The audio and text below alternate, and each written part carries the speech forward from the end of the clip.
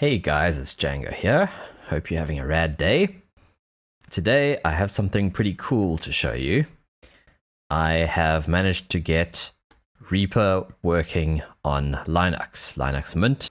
So there are three main desktop environments that Mint ships with, and I've chose XFCE because it's supposedly one of the lightest ones in terms of resources. And I'm running this old Dell laptop because I thought I would just test it on an old machine that had some extra hard drive space. This machine was never very good at audio in general, real-time audio. On Windows, I did so many optimizations to try and get the DPC latency down. So I was getting interrupts and things, and the latency checking program was saying this machine might not be suitable for audio. And indeed, anything more sophisticated than DJing would risk getting little dropouts and things. So it was just a backup machine that I use for DJing. I do still have the Windows 7 partition. And in fact, when I go into my sample library here, this is actually on the Windows partition. So I was able to find it in the Linux sort of file system, which is very confusing, and make a shortcut to it and drag in samples just like I would on Windows.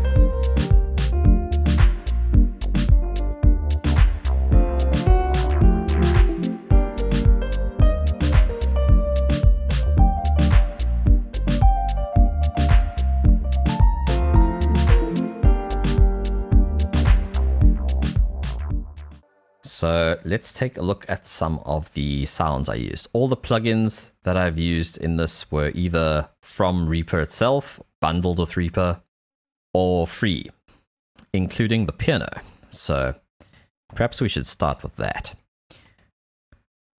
The piano is running in a back-end sort of sampler called LinuxSampler.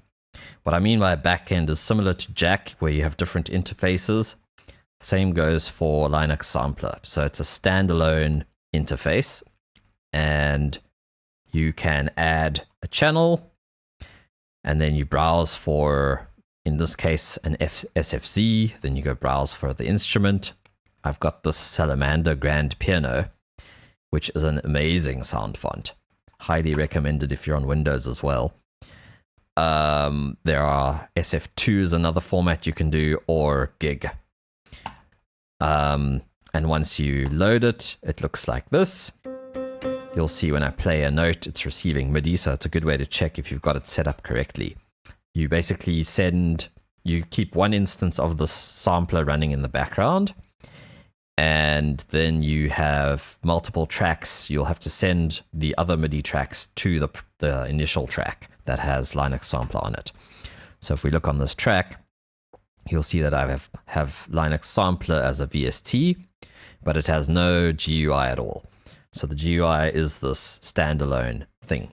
So you first install LinuxSampler, which was in the Studio Repositories, and then you install QSampler, or Fantasia, I believe is the other one. I haven't tried that one yet. I do have some processing on this piano.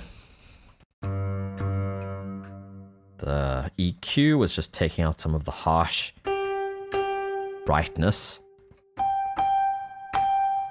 Let's take off all the effects. This is how it sounds dry.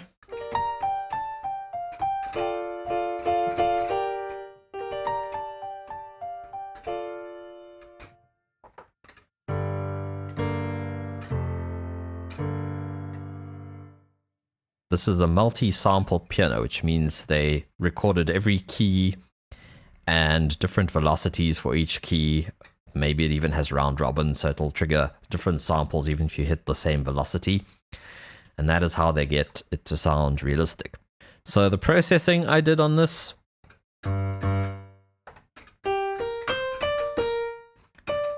just took out some of the sort of the brightness, sort of.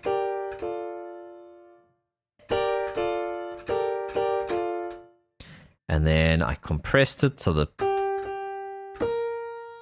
sort of initial transients are tamed a bit and the overall level I boosted. And then I wanted more sustain, so I added this transient controller with an increased sustain. And then, actually I added the reverb before any of the other things, but they were eventually reordered.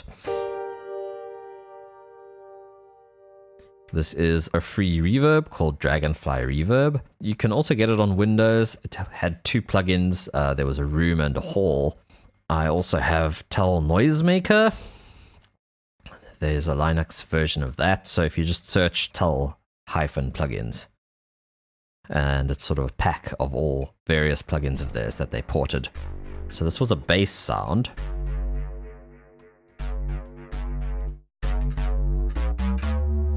Which I played high. And this is a JS delay that came bundled with Reaper.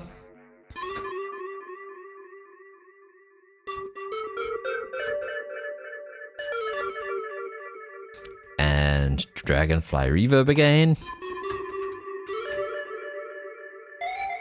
This JS plugin is really cool. So yeah, that's pretty straightforward. These chord sounds, the volume's down at the beginning.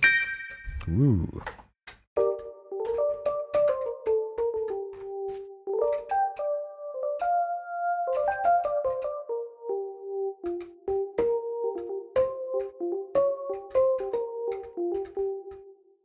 So this plugin is called ZynAddSubFX. And this interface for it is called ZynFusion, but you don't need to worry about that. If you just install ZynAddSubFX from the KX Studio Repositories, you will be sorted. It's quite cool. I don't know if you've ever seen this plugin before. It used to be blue and had lots of different windows for different pages. So someone redesigned it and it's looking really cool now. Without effects, I just added the Dragonfly Reverb.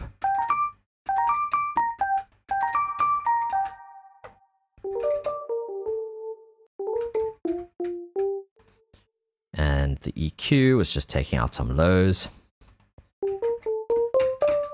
And then this Dragonfly Reverb was only mostly late reflections, no dry. And then I automated the dry wet. So it sort of fades in from reverbiness. And here is the dry wet, and now it's gone. And then I switched it off just in case it helped with the CPU, but I'm not sure whether it does or not.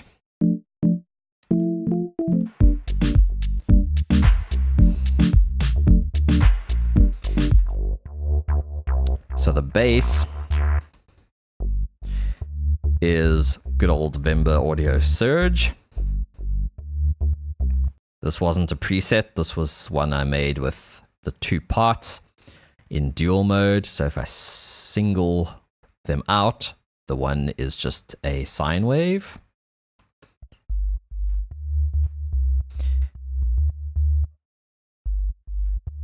There's some side chaining happening here.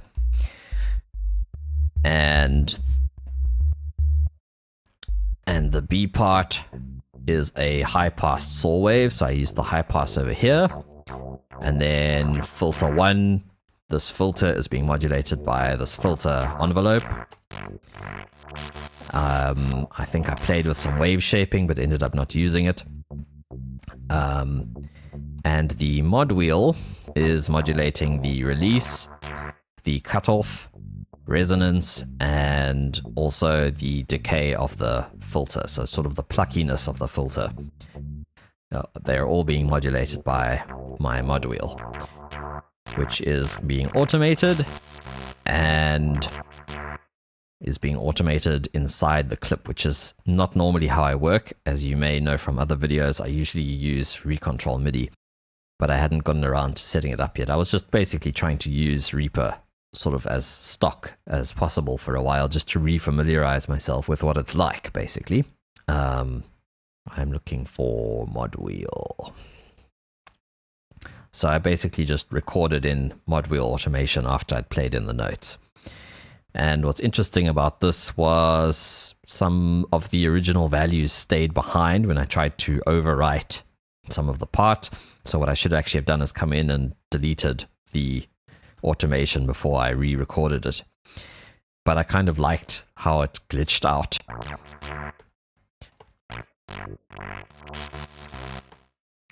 What else do we have here?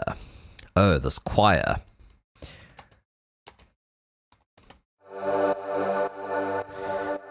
This is also ZynAddSubFX.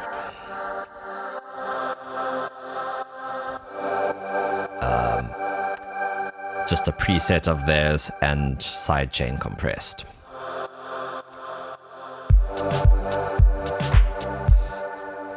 So yeah, those are the synth sounds, all freeware plugins.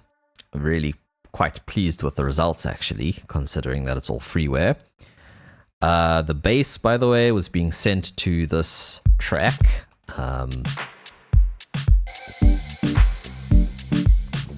Need to go back to the bass and recombine the two parts.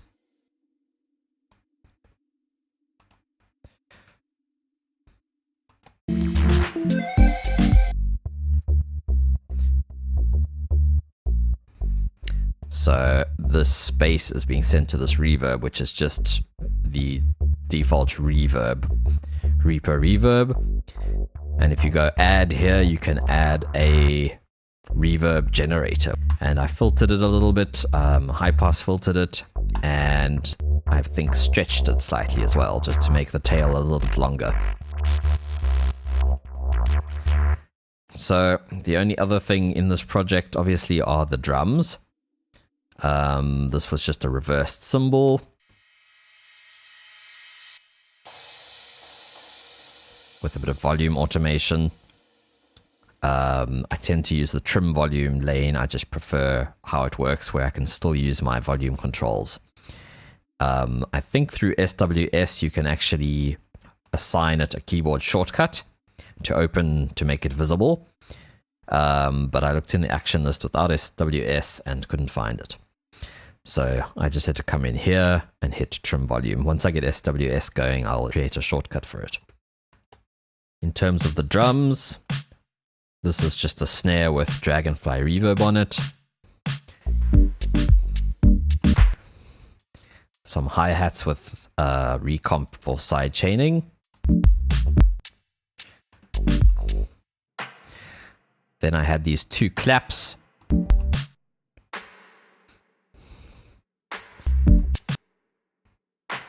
And there is another Dragonfly reverb on them on this clap group. And then the kick drum does have some EQing on it.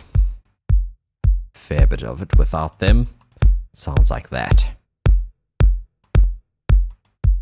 I think it was just clipping on my master there. I do actually have a limiter, but it could be sort of soft clipping or something.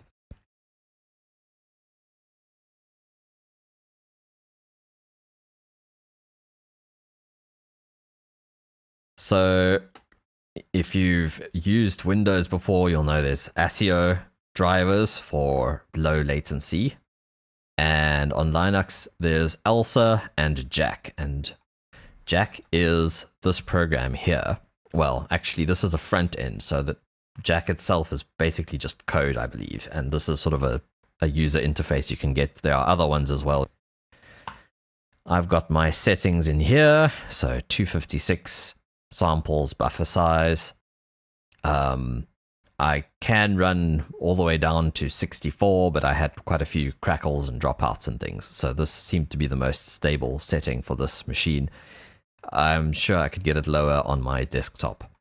But yeah, this is more or less the same as it was on Windows. In fact, I think most of the time on Windows I ran at 512. So possibly an improvement. I won't know until I've tested on better hardware though. So I've got MIDI driver none set here. The reason for that is basically the sort of default MIDI driver wasn't able to interface with the DAWs like Ardour and REAPER unless I ran a bridge. I don't know what its actual name is. I was just told to run this in terminal, A to J MIDI D, and then that I think just means to execute it, the -E. So that was one script that every time I started this program, then I was going into terminal and running it manually. The advantage to running it in the terminal is you actually see what ports connect. So my MIDI keyboard wasn't connecting because it had already been connected using this setting here. So it was on raw, and then it wasn't available to the MIDI bridge. Once I figured out that I must switch off here, then the MIDI bridge could be launched pretty much in this. So it runs a script on startup or after startup. So once it's running, it does two things. And the one is related to Pulse Audio, so that I can have other programs like Firefox using Pulse Audio, and that Pulse Audio runs into jack. So then in the jack connections, you can see this is sort of Pulse Audio going to my speakers. So that's where VLC and OBS and most normal programs will go. And then REAPER is connected to this Pulse Audio jack source, which is actually coming in here, DAW. I've just renamed it.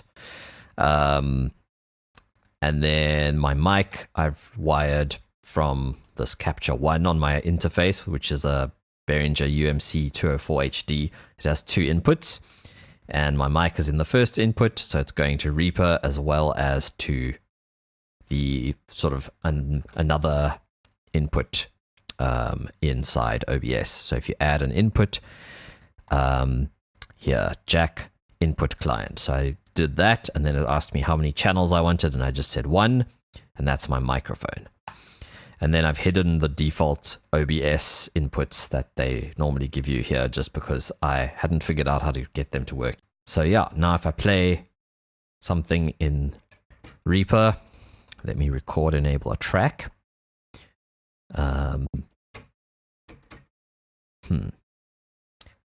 Great. Oh, the volume's down on that track. There we go.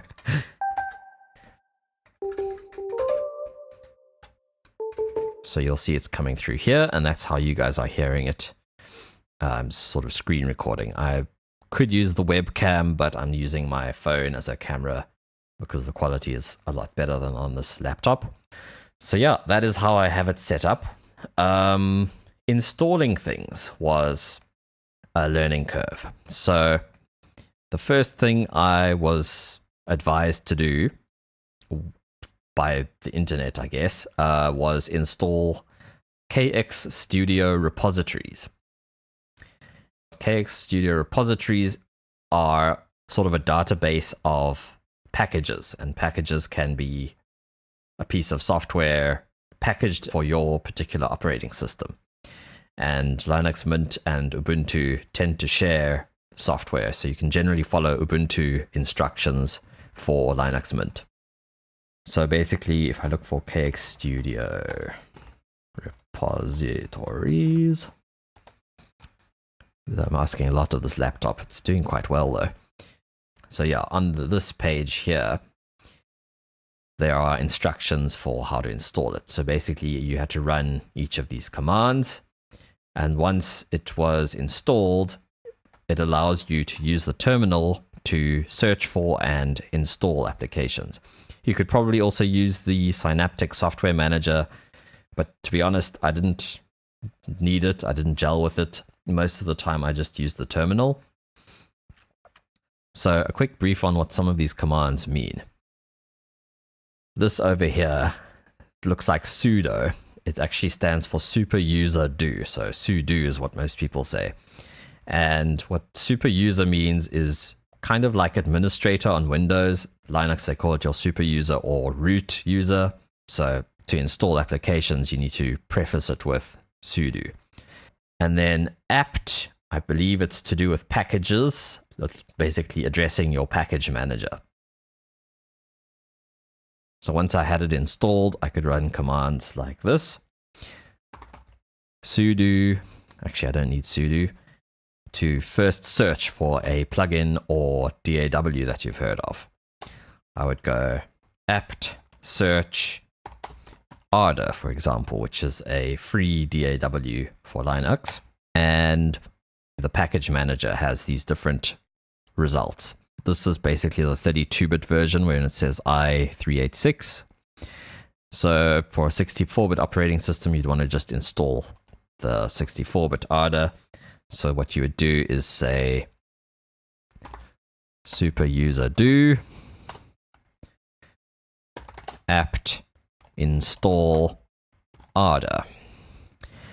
And then it would ask me for my password, and then it will tell you how much space is needed to install it, and you press Y and then enter to accept it, and then it will start installing. And you must not close this window when things are installing. So that is how I got Ardour. Reaper, I actually got off the Reaper website. I went onto reaper.fm and download Reaper. And then here, Linux experimental builds. They make it quite clear that they are not supported. If it works for you, great. I must be honest, it's been a lot more stable than I expected. I'm sure there are bits that are not fully done yet. I downloaded this 64-bit version, and inside the sort of zip file equivalent on the, I think it's called a .tar file or something. Once I got inside it, it told me to, basically suggested to run this install script. And then I ran into another issue. So basically, if you try to double click a script on this file manager, it doesn't do so. It opens it in a text editor, and there's no right click option to run the script. For example, I have this one on my desktop, and this execute option wasn't here. It would only show me to open with the text editor. So what I had to do was go into the terminal, and I basically had to run this script. And once I had that, it would let me execute scripts. You can also execute them from the terminal, which is actually how I installed Reaper originally. It was a pain in the ass to figure out how to do that, but I did. Yeah, so that is some of the setup. You can also search for plugins in here. For example, Surge. And now you see here it says Surge Synthesizer plugin. So to install it, you would just type out sudo apt install Surge. Be aware that these names are case sensitive. So sometimes you'll find a capital and it might throw you off. File names in Linux are also case sensitive, and the directories use /, whereas Windows uses \. So that's something else to note. The file system is an interesting layout. You can watch some videos or read up on how it works. I still don't fully understand, but I know that this hard drive, if for whatever reason I don't see it here, for example in an open dialog in an app, sometimes it doesn't show me. I might have to go into media, and in here is my hard drive, my Windows partition at least. So you can see users, Dell, and here's like my Windows documents, etc., etc. So cool. I hope you guys found that interesting and useful. You might be wondering why I bothered to do this, and do I plan to switch? No, I don't plan to switch anytime soon, but I will keep an eye on it because I think we all should support a third option other than Microsoft and Apple. Linux is not perfect. But if we do our part to support it and try it out and contribute to it, report bugs, support the developers in any way you can, financially or otherwise, it will become better. It will become a solid alternative to Windows and OS X. The main issue I have, I suppose, is I'm missing some sort of a sampler. Like LinuxSampler is cool, but you can't actually edit the sound fonts. I'm sure there's a sound font editor I could find, but it's sort of an external process outside of the DAW, which I'd really prefer to just drag samples into a sampler. Obviously there's Resamplermatic, but I'm talking about something more advanced where you can sort of have filtering, for example, like a low pass filter. You can't map velocity to filter, or LFOs. I'm sure as time progresses, there will be more options, but we just have to support what's going on, even if it's not our primary operating system. That's my opinion. Thanks for watching and have an awesome week. Cheers.